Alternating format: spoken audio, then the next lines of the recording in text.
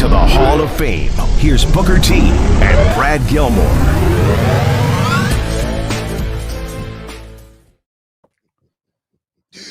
Welcome inside the Hall of Fame. I'm Booker T, 6-time world champ, 2-time Hall of Famer. Got my man Brad Gilmore here with me. As always, man, get ready to do this thing, man. Get ready to roll down I-45. Hey, man, we coming to you live from ESPN 97.5, 92.5. And, man, I'm ready to get this thing kicked off, man. I told you guys, got a big interview. I love that we've been doing this show for 7 years and you still don't know what silent is. How to put your phone on silent. I just did it. You know, sometimes I need to make sure I hear, you know, when the you know, like the hotline ring, man. It's like the bad. No, I feel you. I might be in the middle of something. I might get a call from somebody like Ric Flair. You know what I mean? I might get a call from DDP. I might get a call. Well, the thing is, you say DDP all the time. I didn't mean to interrupt, but you say DDP all the time because this is where the tradition came in. Because one time we were doing the show live on the air and Dallas Page called and you just answered the call and put it up to the mic. Did a 30-minute interview. Easy. One question. So, man, I got to be prepared, man. Preparation is the only luck you ever gonna have, man. And the reason why I was laughing, well, you know what? Before I even do that, how you doing, dog? You doing all right? I'm doing great, Book. I'm doing great because obviously we've been touting it all week. We're gonna have a big guest. I know you're gonna talk about who that person is and when people can hear and see that interview. But I'm doing well. Although I made the mistake of sleeping with the AC way down. You know what I mean? Like it was real cold in the house, and then it was cold outside. Yeah, it was cold outside, so now I'm kind of all stuffy. I do that every night. It's got to be 69. 69. Okay. Yeah. I like 68. 69 to 70. When I go to bed, it's got to be right there, man. And I always have 1 foot outside the cover. That way, it keeps my temperature, my body temperature, at a certain level all night. You know, that's a trick. Like that. Trick I learned from back in the day, man. But yeah, man. What were you laughing at? Man, I was just looking at some breaking news. This day and age, man, the boys, you know, we still got a chance to go out there and, you know, live our lives and do good things. But I was reading fan outrage led to John Laurinaitis' first post WWE appearance being canceled.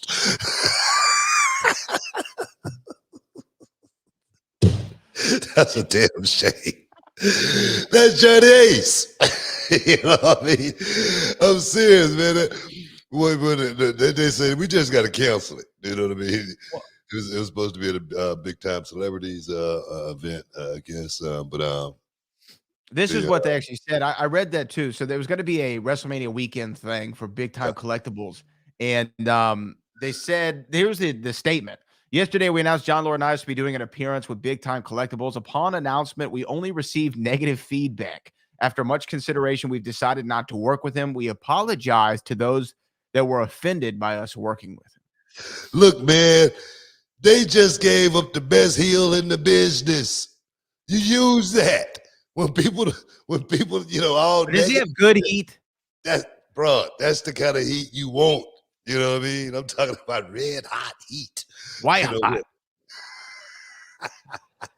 But then when I was reading that, it just blew me away because that's the first time I've ever seen something like that where some people say, no, you better not bring his ass in it. It's crazy, man. This world is crazy. And the thing is,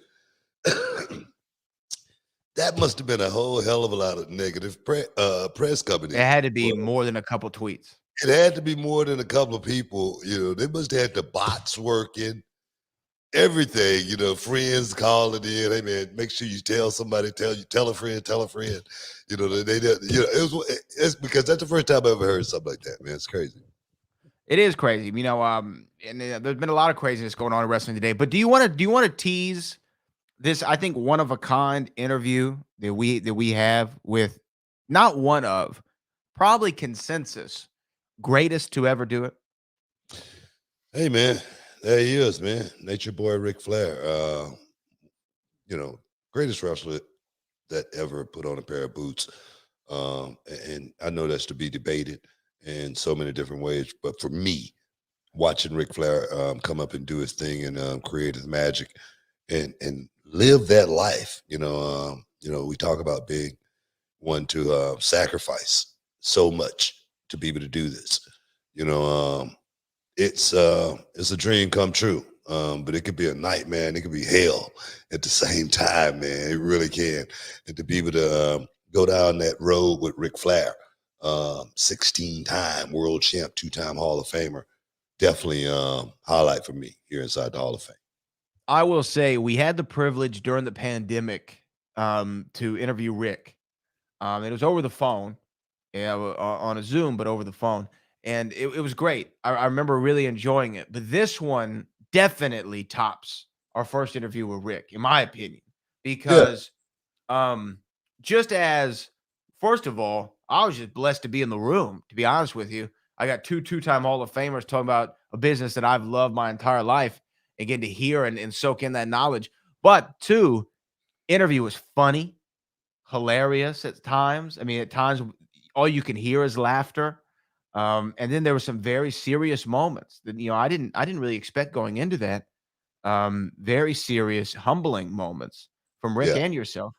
And I think that this is one, even though it's January 2023, I think whenever they do the end of the year wrestling awards of any kind, this is already a nominee, I think, for interview of the year, in my opinion. Hey, man, I think interviews for me, I mean, I try to handle interviews a little different than most. I try to take the person that I'm interviewing to a place to where we can really, like wrestling, feel what we're doing here. Life is short, man, and it's what you do in between that birth date and that death date is so important. And Ric Flair has had the privilege, the blessing to be here 73 years on this earth, and a man that's definitely not unflawed. You know what I mean? And willing to speak about it. Ric Flair, one of the first guys that's gonna break out and start crying. You know what I'm saying? Something going on. He try to do it, try to do a speech or something. He just gonna break down crying, man, because he's going through a lot, man. And like I say, it's lonely at the top, and you really don't understand. So to be able to talk to Ric Flair and let you guys be able to step inside the Hall of Fame, get a little piece of the champagne wishes and caviar dreams. Kiss stealing, wheeling, dealing, jet flying, son of a gun. Yeah, man. Awesome. Stay tuned tomorrow, guys. It's going to be an awesome day.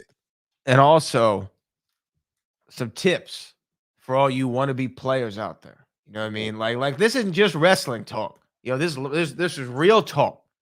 Rick has seen the inside of a Marriott suite with the company of a fine young woman, and sometimes apparently multiple ladies. And he gives you the goods that you need to know. Yeah. Me and Book, we're married men, but everybody else, y'all can play on, player. Hey, Rick was married when he was doing It's a player, man. And I see that Charmel has just entered the chat. No.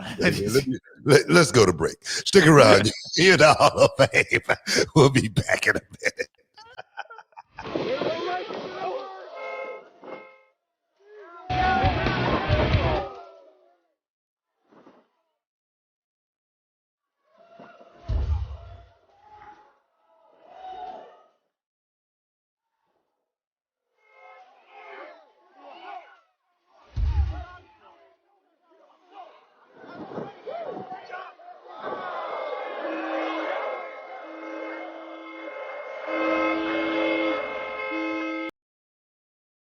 Can you dig it, sucker?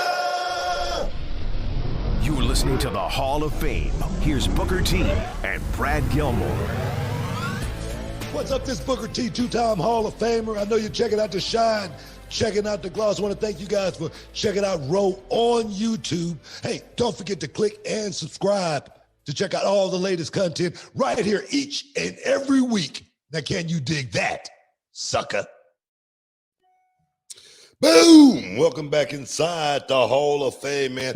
We got a lot to talk about, but before we do, I see we got a lot of super chats coming in. Brad, you want to take care of that before we get started, or what? What do you want? Yeah. We could do that. We could take care of the super chatters first because there are some things I definitely want to talk about. Sasha Banks being in New Japan Pro Wrestling. There's some stuff about Vince McMahon I think we should cover. But here we go. This is from this guy named Alex, who says, "Hey, Book, how beneficial is it for a wrestler to do business overseas, like Japan, for instance?" Okay, we can probably start here.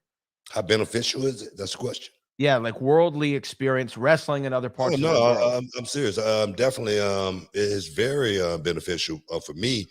I had the privilege to get a chance to go to Japan back in 1991, and it was an experience of a lifetime. I was on a 21-day tour, and it was man, an experience that I could never. I couldn't pay for that experience, and I actually got paid for that experience. But to travel on that bus, going from one place to the next, going through those mountains, working in those cars. I was just pulling up some photos that I pulled out that I had from that trip that I took to Japan. And man, it was unbelievable. It wasn't like major crowds or anything like that. It wasn't like WWE or WCW or anything like that. But the experience that I got working with those Japanese wrestlers, that strong style is really, really true. Because those guys over there in Japan, if you're not 100% in tune with what's going on, they will beat the hell out of you and send you back to America, boom, like that. But the ones that go over there and beat somebody up, me and my brother, we broke a guy's ribs, you know what I mean, just to get some respect over in Japan. I remember it vividly. It was a cold night. We were working, and these Japanese guys were beating the hell out of me and my brother, right?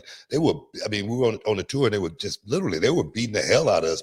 And I remember taking a spine buster on the mat, bang, and I went down, and I looked up to the ceiling, and you could feel the air coming out my lungs, and you could see it because the building, it was probably 40 degrees in the building. 40, 50 degrees, and smoke came out of my mouth. Like, oh God, the ring was so freaking hard, man. It was like landing on the floor. That's how hard it was. And me and my brother, we said, man, we can't take this anymore. We ain't going out like this. That next night, man, we went out there, man, and we beat those Japanese guys up so bad. They loved us. From that point on, they couldn't wait to get Harlem Heat back. Things didn't work out. My brother ended up getting hurt, whatnot. But I tell you, man, that experience going over there to the land of the rising sun is an experience, man, of a lifetime. And I tell you, man, I would not change it for the world. That was my first flight that I ever had a chance to get on. First time I ever got on a plane, 15 hours, to Japan. Oh, man, what a trip. Unbelievable. Yeah, I can only imagine world experience is everything you need, right? I mean, it's just like if you were to wrestle just in the Houston territory for your whole career, you might not be exposed to that LA style or that Chicago crowd. Not just that, man. I'm talking about, the worldly experience. What comes with that is, getting down to Roppongi. You know what I'm saying? To the hard rock. You know what I mean? You're bound to get in trouble. You're determined to get in trouble. Dog. I'm telling it like it is, man. That's what a lot of these young guys don't have, that worldly experience. For me and my brother, we got a chance to go to, to the Virgin Islands, got a chance to go to Japan, got a chance to go to Korea, it was, for us, we had been, for me, I had seen life, I had real job. So for me, having that worldly experience, being able to deal with people, it was very, very beneficial for me to actually be able to parlay to this point right now. You can't go in it with that mentality thinking that this is a game. That's why when I talk to Roxanne, I say, you got to understand, look at this as a job and a job only, because it could be here today and it could be gone tomorrow. And if you are not preparing to stay on top, trust me, somebody else is preparing to take your spot. That's just the way it is in life. I like it. We got another super chat here from Lord Frieza, who says, "Hey, Book, my aunts and cousins in El Salvador called El me. Salvador, give it up. They said that they're watching you right now. Amazing how you're worldwide. Hope all is well." Hey, man, big ups all the way to El Salvador from the 5-time champion. We appreciate you guys for stepping inside the Hall of Fame, getting your champagne wishes and caviar dreams. Hey, you know, this show is all about the people. The people. It's true. We have Jason Cameron Maroney, who says, "Holy 2023, Booker and Brad. Money in the Bank is coming to London." Yeah, I saw that today. Speaking of interviews, I'm fixing to interview you. 2022 was wonderful. Let's get 2023. Ship. I like that. Okay. Yeah, man. We got, you know what? Ship shirts coming in 2023. You know what? I'll believe when I see it. I'm serious. They coming. They coming. Trust me, they coming. You know what? When I tell you something, you can bank on it. All right. You know, that's one thing about me, man. If I tell you I'm gonna do something, Bradley, I'm gonna do it. I'm gonna do it. Okay. I wait for it. But hey, real quick, and then Lord Freeze also says Ric Flair invented being a dog. Well, you know, hey, man. Bro, let a dog be a dog. You know, I was thinking about making a song about being a dog, but we'll talk about that later on. You brought up Roxanne, and so before we go any further, she was on the Corey Graves After the Bell podcast this week. Did you happen to see her interview? Yeah, I did. So for those of you who don't know, she said that one time she was essentially grounded by her wrestling father, Booker T. And it was an instance where she wasn't ready when her music played. Now, I remember this. I remember it too. I remember this vividly. And she had a very kind retelling of this story. Oh, my God. Well, we were in Dayton, right? Yeah. We were in Dayton. We were in Dayton, and I think they were first match. And the music did hit, and I don't even think she had her gear on. Not only her boots. I don't think she had her gear. Nothing on. Yeah. None of her ring attire. Yeah. And somehow we stalled. I don't remember what we did. Oh, I think we had whoever she was working that night cut a promo for a little while and run down the town of Dayton and Roxy and all that stuff. But I mean, I remember you being a little hot. Yeah, I was pretty ticked off, you know what I mean? But exactly what she said, though, that's exactly what I said. You know, this is what happened when you think you're over. You know? Yeah. You show up, you think you can, you're late on the card, you're the guy, because, you're getting the push. Everybody's looking at you because you're pretty good at your craft, you know what I mean? But don't ever think that, you're the stuff. Don't ever think that the preparation is not the most important part of this game. And for me, if I'm working on the show, I'm gonna get to the arena. I'm gonna find the board and find out exactly where I am on the card first. You know what I mean? And I'm gonna show up in a timely fashion as well. Stuff like that can get you fired. Opportunities, man, they don't come too often in this business, and if you don't take advantage of that one chance, it could be over like that. So for me, I just had to tell her, this is what happened when you think you're over. Don't ever get that in your head, because this business, man, it goes quick.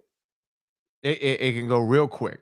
And I remember that, and Roxanne, obviously, then this is the great thing. It's like taking something that happened, understanding that you were wrong in the situation, or wrong in the situation, and learning from it, right?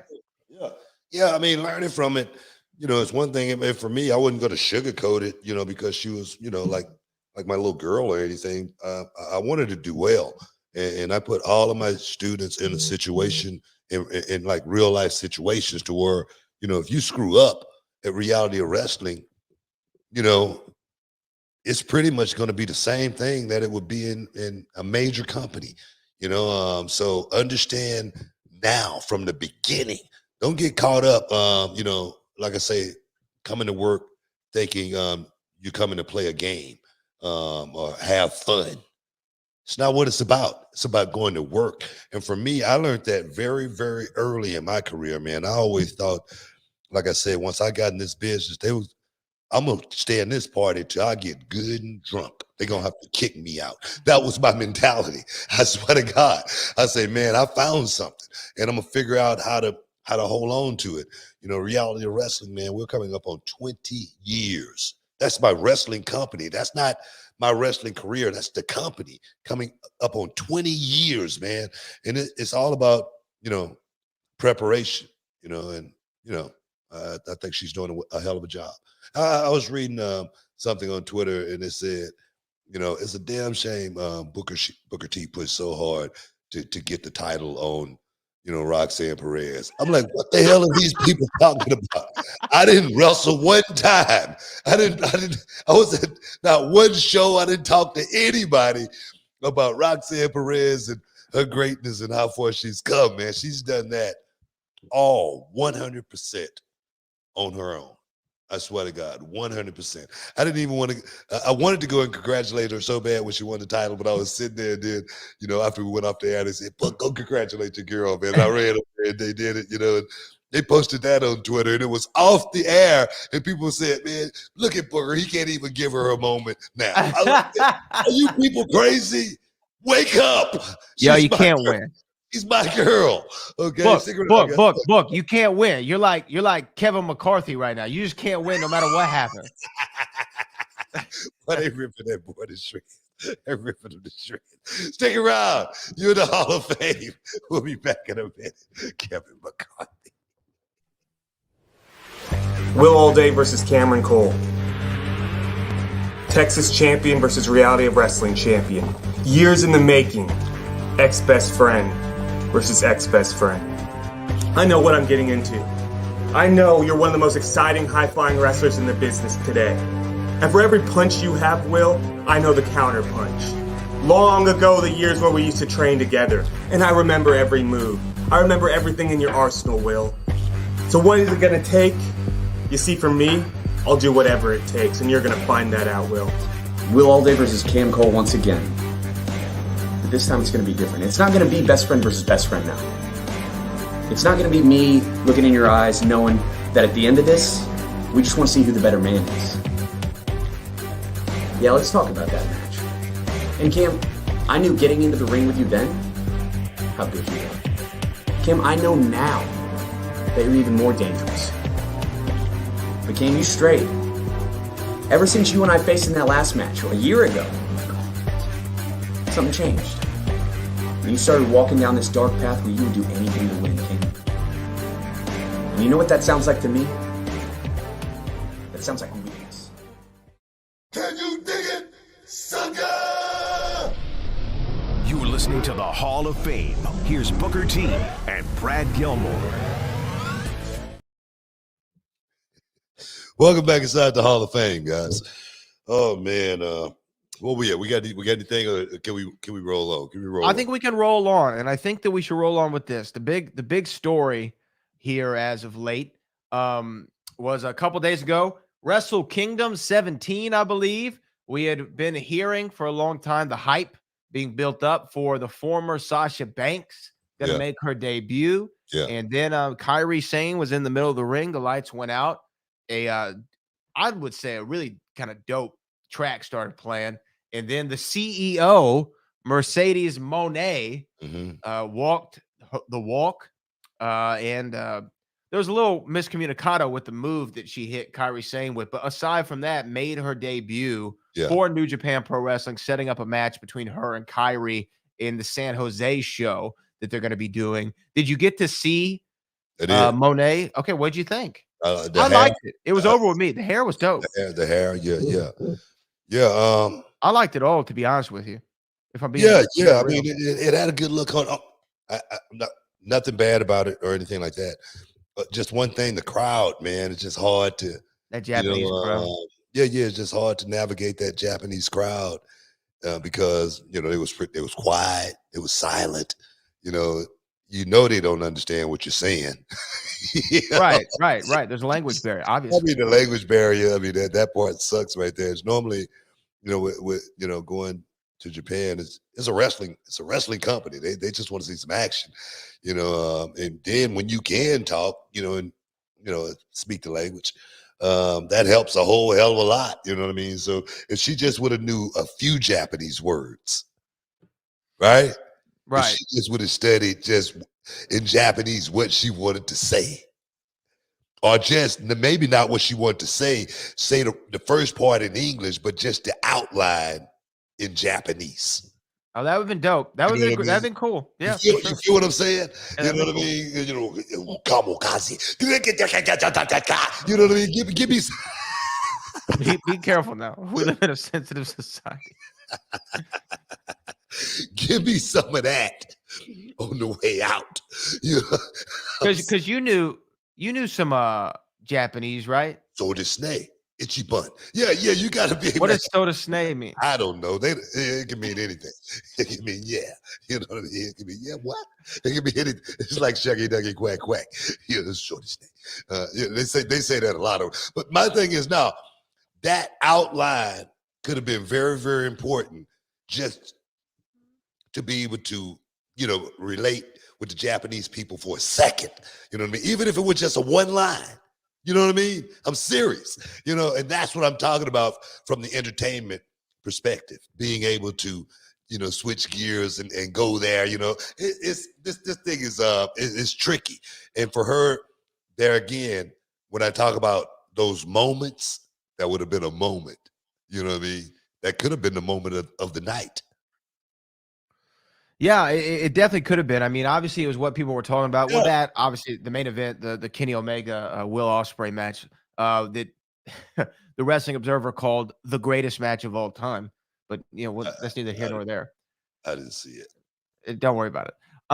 It was good, but come on now. I'm sure it was good. Oh, Ospreay and Kenny Omega, like those are two world class workers. But like, how are you gonna put? No, I mean, those guys are, can't say anything negative about Omega and Ospreay. I mean, we've had Ospreay on the show. I've talked to him. He's a good kid. I was reading something that he was exploring the opportunities of WWE. Oh, wow. I did not hear that. I was reading something about that. So, I would love to see that guy come to WWE. I would love to get my hands on him and be able to work with him and get in his head and really take his skill set to another level, And the reason, and maybe one reason I was laughing with the thing about Laurinaitis is because I know Laurinaitis. He's had a tough job. Okay, a lot of guys, may not like John Laurinaitis, but that dude's always had my back. Always, I'm serious. That dude has always had my back 100%. You know what I mean? He's always been a good dude to me.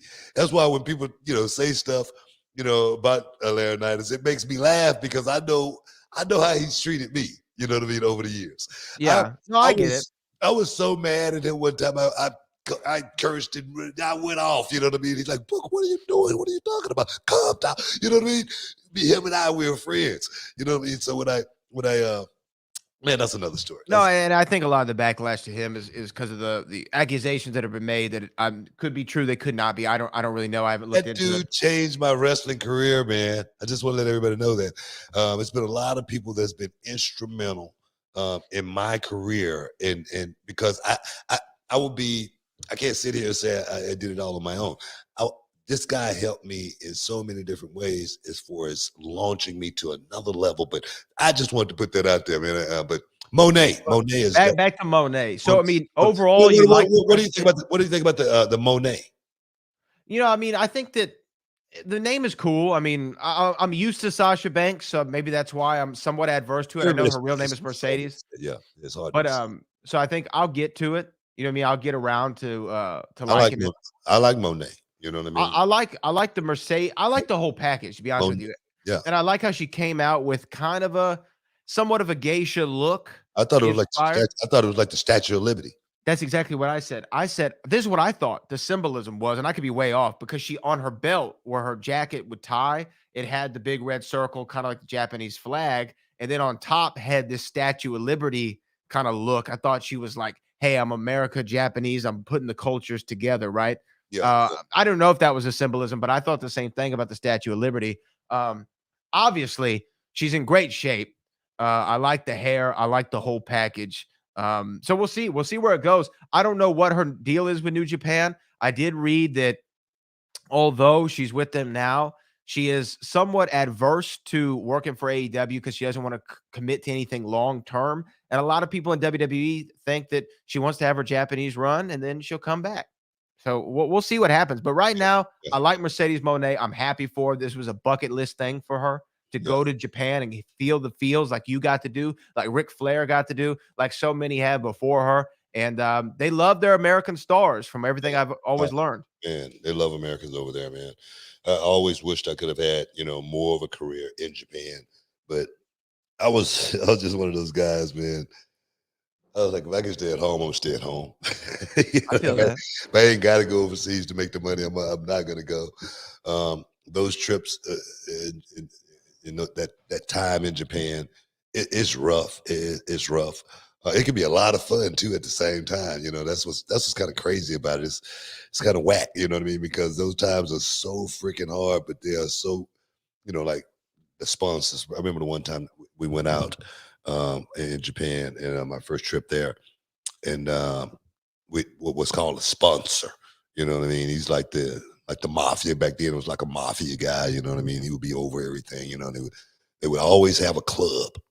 And they would take us to the club, you know what I mean? We'd go to the club, and before we go to the club, we would go eat. Normally some Korean barbecue or something like that, and then we would eat as much as we could. You know what I mean? They would just feed us and stuff us and stuff. Korean barbecue and rice, man, it would be so good. But the caveat was you had to drink as long as you ate, and you couldn't stop. And they made us drink and drink and drink and drink and drink. And I got so drunk, man. I got so drunk to where I kept going to the bathroom to throw up, to come back and eat more and drink more to go. Oh, man, I woke up the next day. My head felt like it was stuck to the pillow. I never wanted to have a drink again in my life. And the next night, we was out with the sponsors again. I'm like, God, no, I can't do this. So maybe that's what kept me away from Japan. It was great, man. I loved it. Yeah, I did you see, because we have a fan who wants to talk about Pokemon trainer, wants to say Sasha botch move on Kyrie killed crowd. I don't think that one was on Sasha, and I think it was a miscue overall. It looked like, I don't want to give too much away, but it just looked like Kyrie, there was a miscommunication. How about we say that? Stuff like that happens, and I don't think that's what killed the crowd. No. The crowd was going to be quiet no matter what. She might have would have hit that move, and they might have would have did this just a little bit harder. Oh. That's how they are, right? That's the way they are. When we were there, man, they have grown a whole lot now. Such a Young Bucks and, Kenny Omega and those guys have, gone over there and taken wrestling to another place with the spot wrestling and whatnot. They can actually do that a whole lot more. You know what I mean? Because back then we didn't do a whole bunch of that. So now I think they are, I wouldn't say Americanized or anything like that. They give you a little bit more, but I think in that situation, from a promo perspective, it's not going to be like in America at all. The fans aren't going to be cheering. Nobody's going to be up on their seat. It's not like that at all in Japan. It's such a different way of life in Japan opposed to the United States. We have one more super chat before we take this break, so I'll just get in because it's about what we're talking about. Callie Toenail said, Monet looks great. No disagreement there. But the crisscross jump music, thumbs down. I like the theme too. I did. I like the theme. I didn't really listen to it. It was kind of like a bebop like sound. It was definitely boom bap kind of old school. Yeah, it didn't have it wasn't hard. It wasn't hardcore. It didn't have a bass or anything. It just didn't. I tell you this. I didn't really think too much about it, so that tells you a whole lot about what I thought about it. It just didn't grab me. It didn't grab you. Yeah, it didn't grab you. I thought not saying anything bad about it, because I know the social media the sites go Booker T hates Mercedes Monet's song. It's just that the music didn't grab me to where I was like, oh, it wasn't like Harlem Heat coming out. Can you dig it, sucker? It wasn't none of that. Stick around. You're in the Hall of Fame. We'll be back in a minute.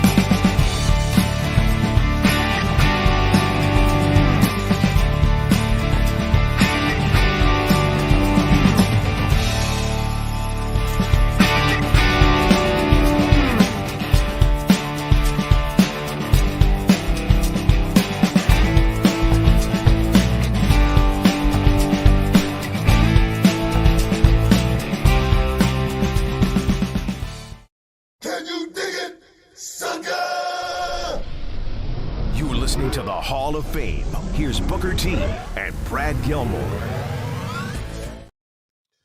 Welcome back, Shoop, the Shoop shirts, guys. I just talked to Charmel, and we're about to get them Shoop shirts ordered in small, medium, and large. Okay, we don't go with extra large around this mug, man, because that's just the way it is. If you want a special order, that's going to be a $3 upcharge for the extra large Shoop shirts. All right, I just want to let everybody know. Just so everyone knows.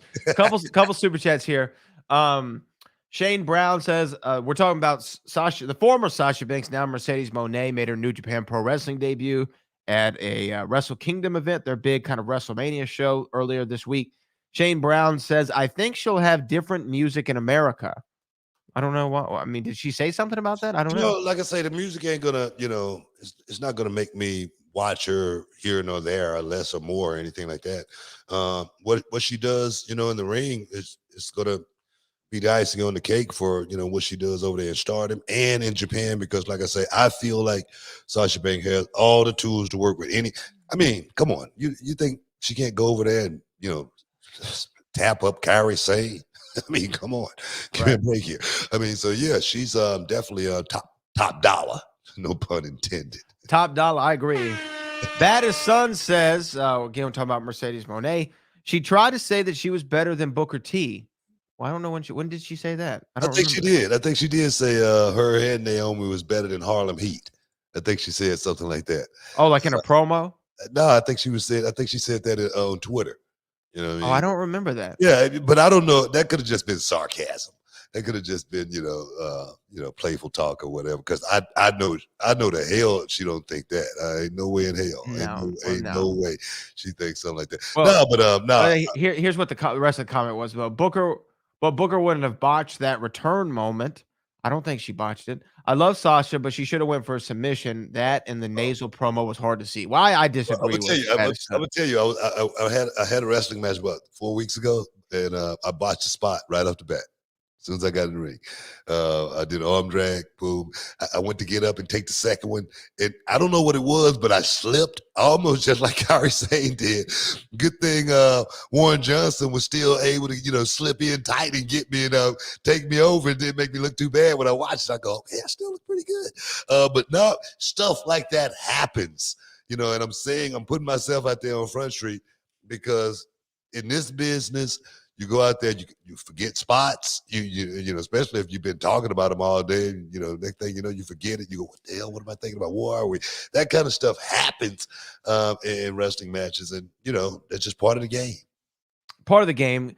And again, I don't think that it was her fault, but it doesn't matter. Like, stuff like that happens. And you know what? I remember Jericho was real mad. Remember when he had that thing a few months ago where I guess maybe it was him who missed a spot? Or I don't remember what happened, but the crowd started chanting "You effed up," right? Yeah. And he was like, "How disrespectful!" It wasn't when him and Colt Cabana fell off the top rope, was it? I don't remember. It could have been. Yeah, I just remember that. That was like a botch, and people probably, jumped on him for it. And I don't know if they did, but I know that was, it was a pretty bad. Look. Just because, here's the thing. I told you I joined this baseball league, right? Just because I can on the MLB The Show, I can hit a 450-foot home run with my creative character. Doesn't mean when I step in the plate in real life, I'm jacking it over the fence. I'm lucky if I get it past second base. You ain't hitting no home runs. But maybe inside the Parker. We had a guy in his 50s playing outfield. I felt good about my chances for that. Yes. You ain't gonna. No, it ain't happening. But my point is, for people who sit on the sidelines and want to criticize, like, oh, she botched this, she should have done this, she should have done that. I'm like, brother, go try it. Try it. And, I'm not trying to be like a holier than thou person, but like, I have so much respect for what I see the boys and girls do at reality wrestling, let alone on the big level. Man, I hate for the guys that's sitting on the sofa think they can get in the ring and do it. I know. I hate that, man, because it's not that easy. It's not that easy. I challenge someone to come to Reality Wrestling Fantasy Camp if you think it's that easy. Come to Reality Wrestling Fantasy Camp. When you see it posted, it's only $100. It's a 5-hour day. If you can make it through 3 hours, I'll give you a whole lot of credit. Just let me know you're here for that reason, that you said this and you want to prove at Reality Wrestling Fantasy Camp that you can do this without any shadow. You can't do it. No. You can't do it. We'll bring the bag out, and the bag will break you alone. Just that, and we don't need you. And you probably wonder, what is the bag? Come to Reality Wrestling Fantasy Camp and find out one day. F around and find out. All right. I'm serious. I'm a little bit miffed, to be honest with you, about all the hate here in the chat for the Mercedes Monet moment, because I saw nothing but love on Twitter. Oh, a lot of people really, said it wasn't that great of a moment, and I could see people saying that because we're living in a world now where we're looking to just jump on someone, make someone feel bad about themselves, and that's why for me, when people say something negative on my Twitter account, I block them immediately. Because I don't need any negativity in my life, just because you ain't got nothing going on, you ain't got a girlfriend, you're living at home, you're working at a job that you hate, you know what I mean?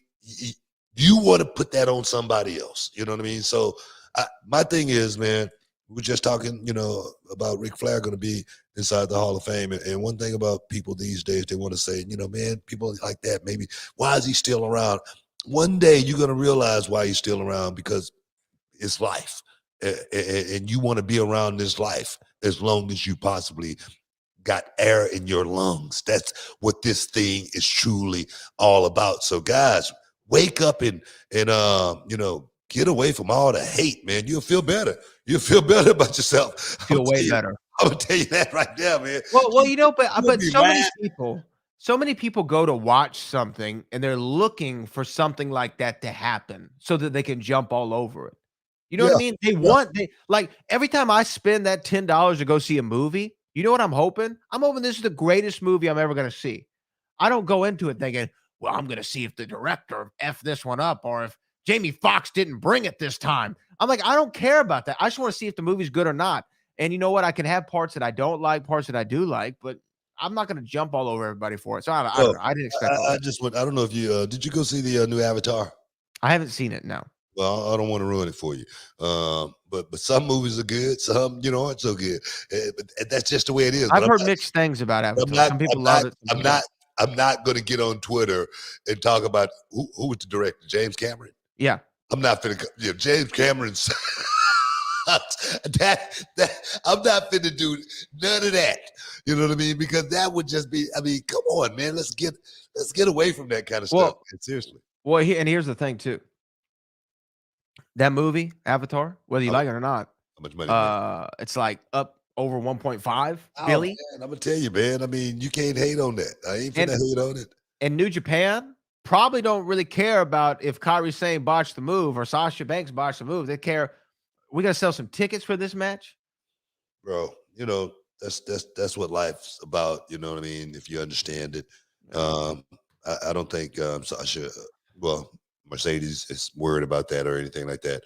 A move is a move, and the fans that look into wrestling is that being the end all, that be all as far as what we're trying to do here. We're trying to entertain. We're trying to entertain you. And sometimes trying to entertain you, we screw up. It happens. So give us a little bit of a break. That's just part of the game. Yeah. Simple. We only have a couple minutes left. I do want to get your thoughts on Demar Hamlin and everything that happened on Monday Night Football. Apparently he's recovering. Yeah. I know you've had injuries in your sport, in the ring before. I know there's been some scary ones that you've been a part of and around for. A lot of people, when this happened, compared it to the tragedy with Owen Hart and things of that nature. What did you think when you were watching? Because we just finished the show and I text you. I'm like, hey, are you seeing Monday Night Football right now? Yeah, man. Moments like that, man. It's no playbook. Like Herm Edwards said, it's no playbook for situations like that. You got to go with it. The NFL, they were in a situation that they had never been in before. I think they handled it quite well. I think the staff got out there and, boom, got him back up. Did as much as they possibly could for him. I almost You know, it was almost like when, Jerry Lawler went down. Yeah, that's a really good comparison. You know what I mean? Star was there. And I was right there. I watched it, and those CPR guys, those medical guys, man, they were on the job, bro. They saved his life, man. They saved his life, just like Demar Hamlin. Those EMTs, they saved his life, man. Those doctors, they saved his life, man. And to give him a second chance, man, I think that's what life's all about. So yeah, man. And as far as the controversy, as far as Skip Bayless and all that stuff, people can look at that however they want to look at it. Skip Bayless is just being a journalist and talking about football, talking about the game. Was it insensitive? Was it the right timing? Probably not. But I'm not finna try to counsel the dude for making an insensitive comment. The person that should cancel him is Shannon Sharp. Shannon should beat the shit. Excuse me. Edit that. Shannon should beat the hell out of him. Yo, we're about to have to wrap here, and thankfully just in time so the FCC can hear us. But I will say, just we have like another 30 seconds we can get this in. Did you see the Shannon Skip kind of altercation again? Yeah. The second one, yeah. Shannon had to hold himself back. He had to calm himself down because this guy's too dumb to just. My mother always say, you say, man, you ain't got something good to say, just be quiet. You know what I mean? Just lay out. You know what I mean? And that's what Skip Bayless is just not good at all, man. And that thing could have got really ugly. And whatever's going to happen with those two guys is going to happen. But, I'm just glad Hamlin is on his way back to a speedy recovery. I will say this. About Demar, I hope he feels better. I hope he's off to a thing. I mean, I see somebody in the chat say Booker's been drinking that Henny. Book's off the hen right now. Been drinking no Henny, man. But I'm just hot. Tomorrow, everyone can check out the interview with Ric Flair. I know that there's some big Vince McMahon news that dropped. We weren't able to get to it, but you know what? Probably by Monday's show, we'll have more developments on that, so we'll talk about that then. But Book. It's been a hell of a week. All right. Yeah, I never got to get out of here, man. But on that note about Vince McMahon, I'm gonna leave you with this. I was reading an article that said Vince McMahon is plotting to return to the WWE. How you gonna plot to come back to your company, guys? We got to get out of here. Stick around. I appreciate y'all. We'll see y'all tomorrow. See inside the Hall of Fame. Bradley, as always. Everybody in the chat, love you guys. Peace. We out. Shup. Next time.